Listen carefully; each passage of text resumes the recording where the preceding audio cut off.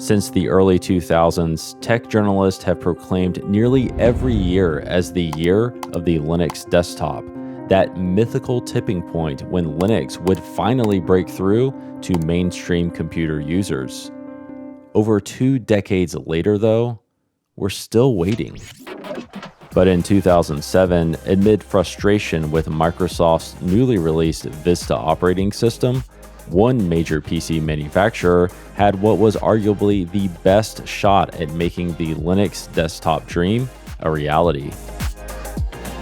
Today on the Serial Port, we're recreating Dell's first Linux desktop PC, the XPS 410N with Ubuntu. To experience Dell's vision of Linux for the masses, we'll dig into the weird backstory of this forgotten experiment, rebuild one of these Linux machines ourselves, and find out if 2007 really could have been the year of the Linux desktop. On Friday, February 16th of 2007, newly returned Dell CEO Michael Dell launched a new website called IdeaStorm. It was Dell's attempt to crowdsource what their customers actually wanted from their products, since Dell's performance over the past year had been abysmal under their last CEO, Kevin Rollins. IdeaStorm's idea was that anyone could register and post an idea, and other registered users could then vote and comment to either support or argue against it. It was a sort of direct democracy experiment to suss out exactly what would make their customers happy. And on opening day of the site, a user named D. Hart posted an idea. Offer the 3 top free Linux versions for free pre-installation on all Dell PCs. D. Hart's idea quickly climbed up the rankings as users voted, and was already at the top of the list by day 3 with over 32,000 votes. And by February 23rd, the votes tallied over 70,000, nearly 30,000 more than the next most popular idea. And then Dell responded. But it was a sort of cop-out, with them essentially saying that everyone wants a different distribution of Linux, therefore, we're not going to offer any. And to be fair, they already offered OS-free versions of some of their systems, called the N series, but that's not what customers wanted, as the IdeaStorm post kept gaining steam and surpassed 100,000 votes by March 5th. With the massive popularity of putting Linux on Dell systems, it quickly became obvious that if IdeaStorm had any merit for customers, Dell needed to offer something tangible in response. And so they did. On May 24th of 2007, Dell announced the availability of 3 systems that would come preloaded with none other than Ubuntu Linux: the Dimension E520N, the Inspiron E1505N notebook, and their flagship, the XPS 410N. The models appeared on Dell's website shortly thereafter, offering a choice of Core 2 Duo processors and even options for several NVIDIA GPUs. But why was Linux such a popular idea at this specific time? Popular enough that over 100,000 people would have taken the time to register an account on IdeaStorm and vote on it. Well, it all started 24 years ago here in New York City. It was mostly Microsoft's own doing. Their new operating system, called Vista, was released on January 30th of 2007. Most everyone watching this video will remember it, probably negatively, and it did real harm to Microsoft. The American Customer Satisfaction Index report showed a 4-point drop from 2006 to 2008, thanks mostly to Vista's poor reception. And Vista was just the latest sour taste that Microsoft had doled out. They have a long history of influencing or even dictating what software OEMs could install on their own systems. And with the release of Dell's Linux models, customers worked out that they saved about $50 on identically equipped models if Linux was chosen as the OS. In other words, there was an additional fee for the Microsoft license that came to be affectionately known as the Microsoft tax. Not only that, but the Windows models were often loaded with bloated software trials that we're all familiar with, in an attempt to make up for the cost of the license for Windows. So if any year was going to be the year of the Linux desktop, 2007 seemed like its best chance yet.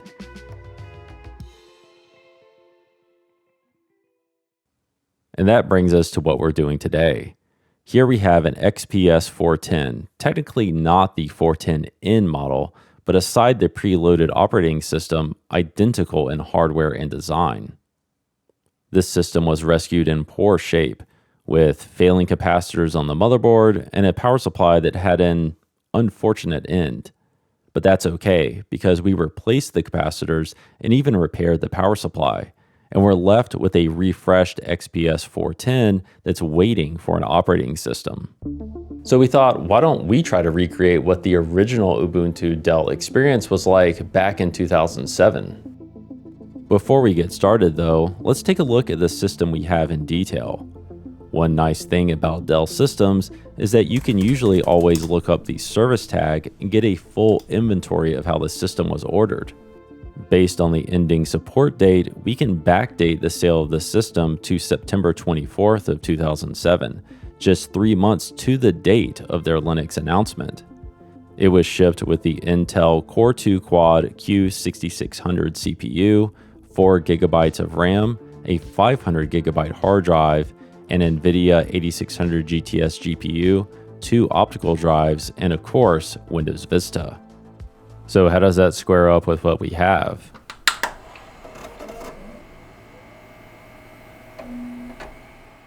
The system does have a Q6600 CPU and 4 GB of memory, but it's obviously lacking a hard drive and it has a much newer GPU. Fortunately, we found a super cheap 8600 GTS on eBay, and it even has a Dell part number, so we can revert the system back to its original GPU.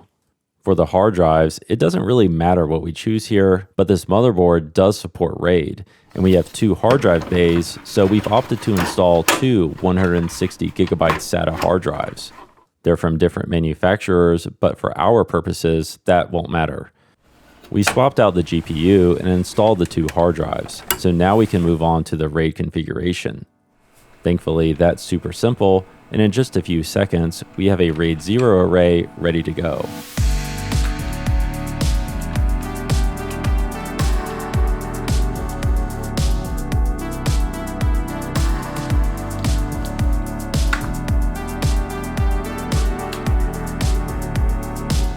And now we should be ready for Ubuntu.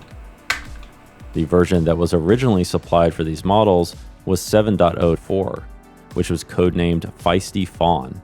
It was released on April 19th of 2007 and featured the Linux 2.6.20 kernel, along with Windows migration features and a restricted drivers manager, which may come in handy for the GPU. Speaking of which, the Dell Linux wiki indicates that, at least on May 26th, there was no Linux driver support from NVIDIA for this card. That came shortly thereafter though on June 8th, when NVIDIA released the driver version 100.14.09 supporting the 8600 GTS and Linux. And before we jump right into it, we did find a post by someone who reviewed one of these systems back when it was first released. Their experience wasn't perfect by any means, from encountering a Vista logo when opening the box to having to manually work around screen resolution and driver issues. Interestingly, their hard drive did contain a recovery partition with a file called ub704img.tgz, a copy of the original installation, which thankfully was basically just a vanilla install of Ubuntu with no customization or added software from Dell, so recreating it should be simple. The reviewer did include an output of LSPCI and LSUSB, and it seems to more or less match up with our system. So with that, we're ready to start. Not so fast. This is the serial port. Did you think we were just going to install Ubuntu from USB? No way. We're going to be doing a PXE install. PXE, or Pre-Boot Execution Environment, can be confusing as it has several components and it's not always clear what's happening behind the scenes. For the setup here, we're using a local MikroTik router as our DHCP server. It's configured to provide these 2 DHCP parameters for PXE clients to boot, server and file name. When a NIC attempts to boot from the network, it will get its IP address and these parameters from the DHCP server on the MikroTik, and then load the file via TFTP. And for our TFTP server, we're setting up a small low-power Atom MinoBoard PC with a clean install of Debian 12. With the TFTPD-HPA package installed, we now have a running TFTP server. To serve the Pixie boot environment, we'll need some files from the SysLinux and Pixie Linux packages. These files are the core components that make Pixie booting possible. The Pixie Linux.0 file is the bootloader, and the .c32 files add features like menus and additional boot methods.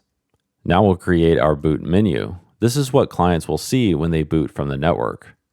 We're setting a local boot option in this menu, which we should also set as the default option, along with a timeout.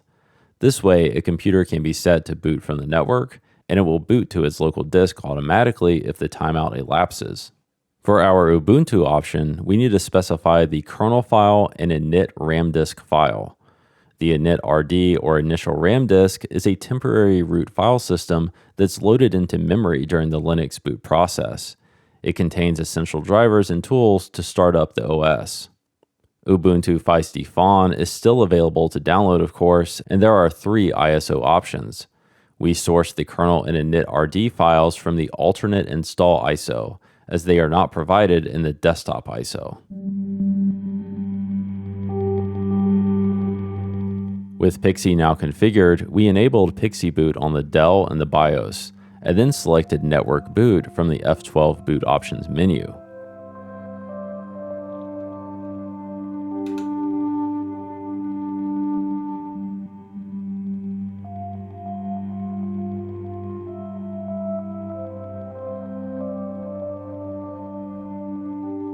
And just like that, we've arrived at the menu we created, and we can select the Ubuntu option.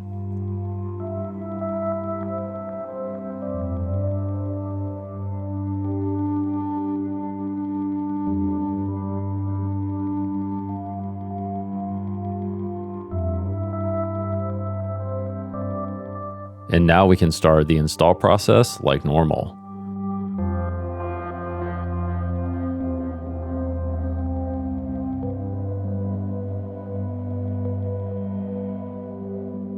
After proceeding through a few prompts though, we arrive at a message informing us that the Ubuntu archive mirror cannot be located. Switching over to a virtual console using Ctrl-Alt-F4, we see the install is attempting to access archive.ubuntu.com as well as a us and gb.archive.ubuntu.com. This server still exists, but the Feisty Fawn files are long gone, so we'll need to figure out a way around this. Before tackling that though, we wanted to see if Ubuntu would even load in the first place on this system using another medium. We burned the desktop ISO to a CDR and then attempted to boot from that.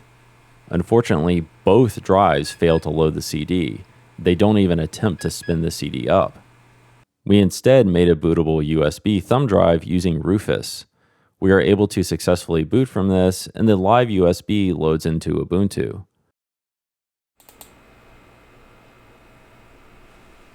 Starting the install process, we eventually end up at the partitioner, but what's this? We're seeing 2 separate hard drives instead of our RAID array.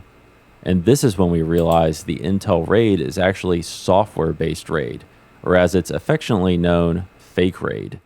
Instead of a real hardware RAID implementation, Intel and many other vendors use a standard host bus adapter and rely on software to implement the RAID functionality. RAID could be implemented in this era using MD-ADM in Linux, but that option didn't seem to be integrated in the Ubuntu installer. So we opted instead to just remove the drives and install a single 500 gigabyte drive in their place, which matches the capacity that the system originally came with.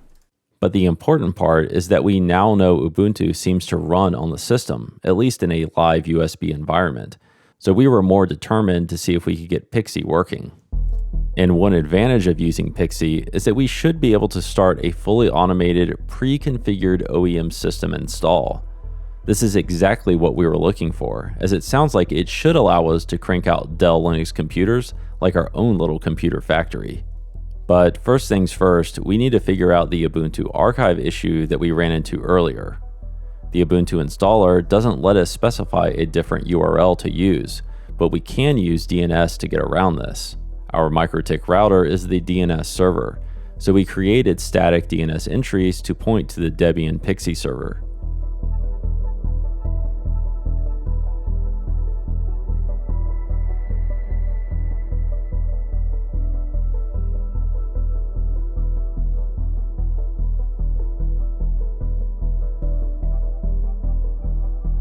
From there, we installed the Nginx web server on the Debian box, and after recreating the expected directory structure, the installer should be able to find any files it's looking for. Restarting the installer successfully retrieves the packages from our local server, and we make it all the way to the partitioner, so that's one hurdle cleared. But to automate the install like a real OEM, we need to create something called a pre-seed configuration. This file is an automated script for the installer to follow, preventing the need for most, if any, user input, perfect for an OEM that needs to install Linux on thousands of systems. We're setting various options for the installer to use, such as hostname, time zone, disk partitioning, password, and so on. After creating the pre-seed configuration, we then specify it in the kernel options for the Pixie boot menu. Starting the install again, we see that the keyboard type is automated, but we are prompted for an SSH password to be able to monitor the install remotely. We don't need that, so we can add a few lines in the pre-seed to automate this as well. Restarting it again, we see that everything is automated, indicating that our pre-seed configuration is working. We eventually encounter another error when the installer attempts to access security.ubuntu.com for security updates. We decided to simply acknowledge the error, and the installer thankfully continued.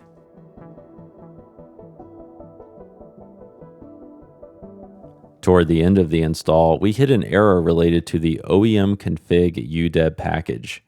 We had added this to try out Ubuntu's OEM installation feature, presumably what Dell would have used. Curious to see how it worked, we did some digging and found out that it needs to be specified differently in the pre-seed file. Now, with hopefully all of the issues corrected, we start the installer again.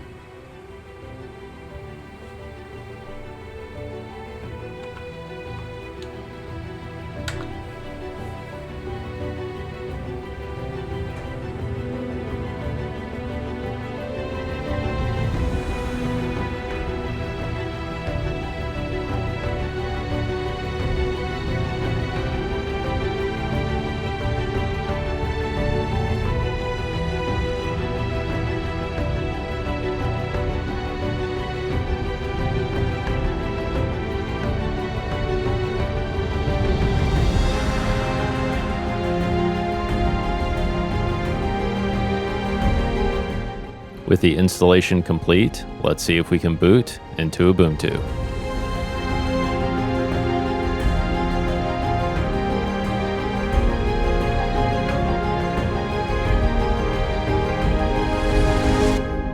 And success! We boot into Ubuntu and it starts the new user configuration, just like the original Dell installations did.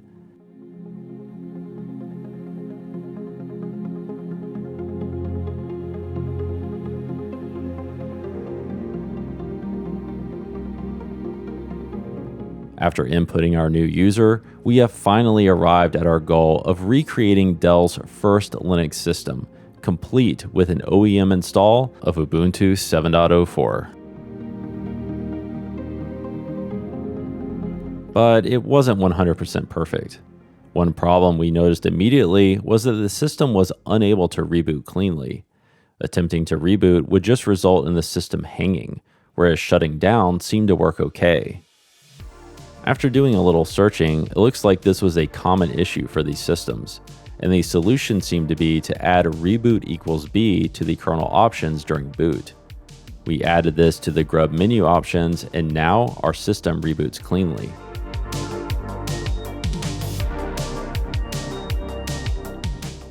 The next hurdle was figuring out how to install the NVIDIA drivers. The current driver is NV or Nouveau, the open source alternative developed for NVIDIA cards. However, looking at the X log file, we can see that the driver considers the 8600 GTS to be an unknown chipset. Thankfully, NVIDIA has an archive of most of their old drivers, so we first attempted to download them on the Ubuntu machine. But we ran into TLS issues since this Firefox browser is from 2007. We instead found the file on an FTP archive from our old friends at the University of Warsaw, and after downloading it and stopping X, we initiated the driver script.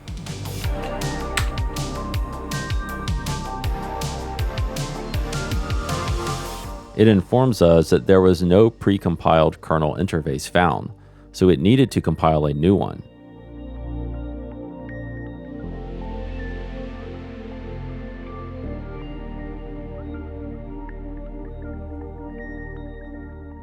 We allow it to automatically configure X Windows for us, but after restarting, we fall back onto a console rather than boot into X. And we then see an error indicating an API mismatch, and something about the kernel module version not matching. We tried a few different fixes, but all resulted in the same problem. We also tried the built-in restricted drivers manager new to this version of Ubuntu, with no luck. Finally, we found an old entry on Ubuntu's wiki that recommended uninstalling the NVIDIA kernel common package. After doing that, we reinstalled the drivers, but we still weren't getting anywhere. We then figured out that this last reinstall didn't change the X driver from Nouveau back to NVIDIA, but after doing that,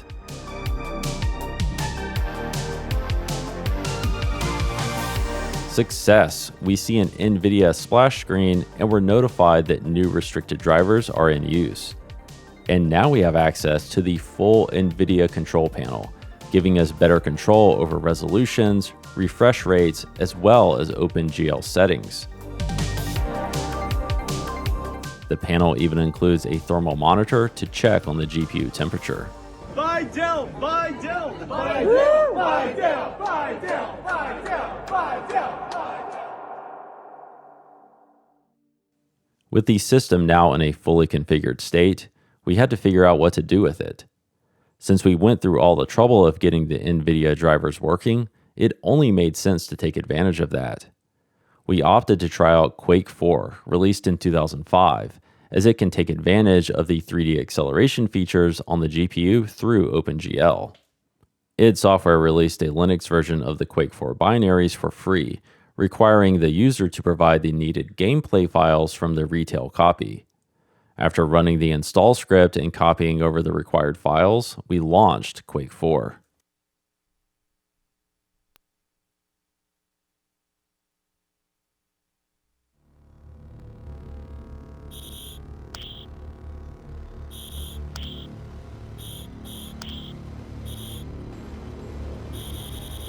We first maxed out the graphics quality to see exactly what this machine could do, and enabled COM show FPS to show us how many frames per second it could churn out. This is Sergeant Miller. I'm taking Badger Squad in to clear out the facility.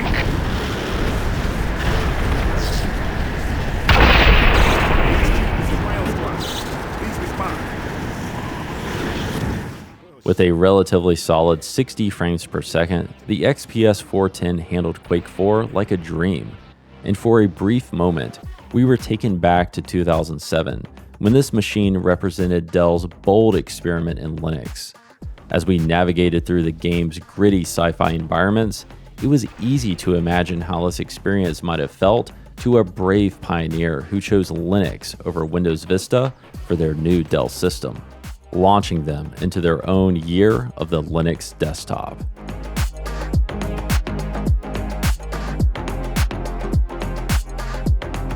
Dell's first foray into Linux is kind of a bizarre story. What started out as an experiment in direct customer feedback suddenly thrust them into the spotlight of the vocal and passionate Linux community, and it's kind of all thanks to a user named D. Hart. 2007 was a unique opportunity, or burden, depending on your perspective, for Dell to show the world that they could finally usher in the year of the Linux desktop. And did they succeed? As of March 2025, Linux occupies a paltry 4% of the desktop PC user share. But this isn't really a failure on Dell's part. While they definitely could have improved the experience, they clearly put thought into the experiment. From using arguably the most user-friendly distribution of Linux to providing several online resources for Linux customers, they provided a small glimpse of what Linux on the desktop might have looked like on a larger scale in the mid-2000s. And their experiment continues to this day. You can still order a large number of Dell desktop and laptop models with Ubuntu as well as Red Hat, though they still have their preference. But for us, the year of the Linux desktop is something subjective and unique to everyone. We all have our own year of the Linux desktop. And with Linux now built into every Windows 11 installation through WSL, it's more accessible than ever. So while the XPS 410 didn't break any barriers, it has no doubt earned its place as a small footnote in the ongoing saga of the Linux desktop experience. Before we wrap up the XPS 410, we wanted to share something with everyone. Looking back at our first videos from 2 years ago compared to this, our 33rd video, shows just how much the channel has grown over that short period. As we approach our 100K subscriber goal, we want to celebrate and would love your input. What would you like to see from us when we finally hit that milestone? And if you haven't already, be sure to subscribe to the channel as we have big plans and there's loads of content that's yet to come. And as always, thank you for watching and we'll see you next time.